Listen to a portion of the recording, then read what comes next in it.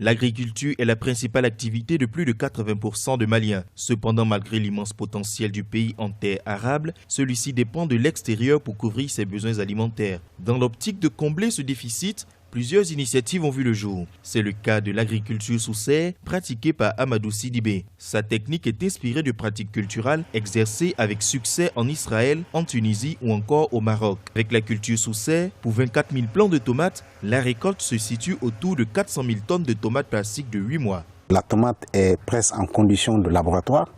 Toutes les conditions sont réunies pour une forte productivité.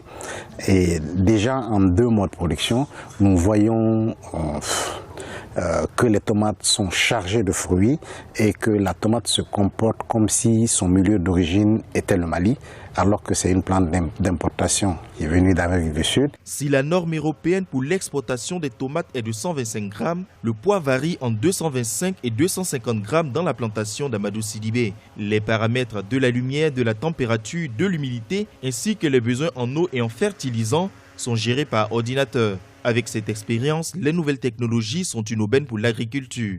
Vous le savez, il est dit que dans les années 2050, il y aura 8 à 9 milliards de terriens et que 1 sur 4 serait un Africain. Ça veut dire que les Africains doivent comprendre aujourd'hui qu'il